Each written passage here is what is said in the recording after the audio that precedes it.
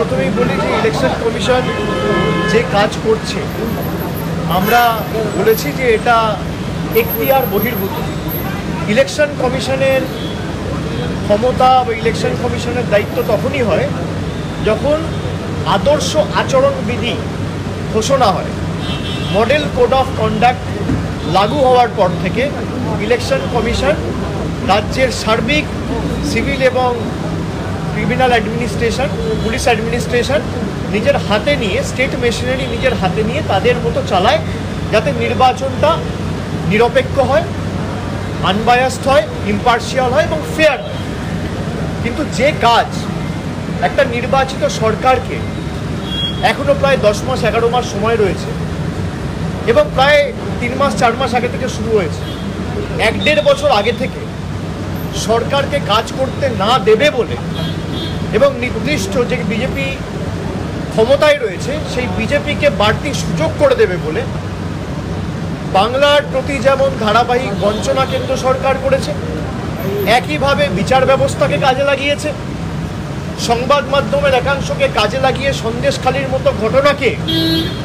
সারা দেশে প্রচার করে বাংলার বদনাম করার চেষ্টা করেছে। এখন ইলেকশন কমিশনকে কাজে লাগিয়ে যাতে বাংলার প্রকৃত বাঙালিরা, বাংলা ভাষায় যারা কথা বলে, যারা বাংলায় থাকে, তারা ভোটাধিকার প্রয়োগ করতে না পারে, প্রকৃত ভোটার যারা, তাদের ভোটের অধিকার কেড়ে নেওয়ার জন্য ইলেকশন কমিশন নির্লজ্জ ভূমিকায় নেমেছে। ইলেকশন কমিশনের এটা এখতিয়ার এখন নয়, তারা রাজ্য সরকারকে জানাতে পারে কি করবে কি না করবে। একটা ইলেক্টেড গভর্নমেন্ট, যে গভর্নমেন্টকে বাংলার 12 কোটি মানুষ ভোটাধিকার প্রয়োগ করে 2021 সালে নির্বাচিত করেছে, সেই গভর্নমেন্ট একমাত্র বদ্ধপরিকর এবং জবাবদিহি 12 কোটি মানুষের প্রতি, কোনো রাজনৈতিক দল বা কোনো কেন্দ্র সরকারের প্রতি নয়। আমরা বিচার ব্যবস্থাকে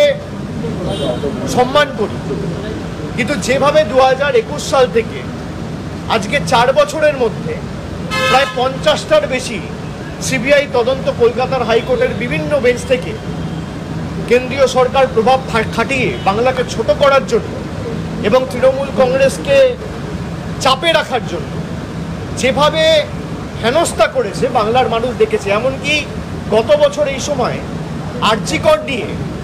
যেভাবে রাজ্য সরকারকে আক্রমণ করা হয়েছে, যেভাবে বদনাম করা হয়েছে, যেভাবে সারা ভারতবর্ষ জুড়ে দুর্নাম ছড়িয়ে দেওয়া হয়েছে,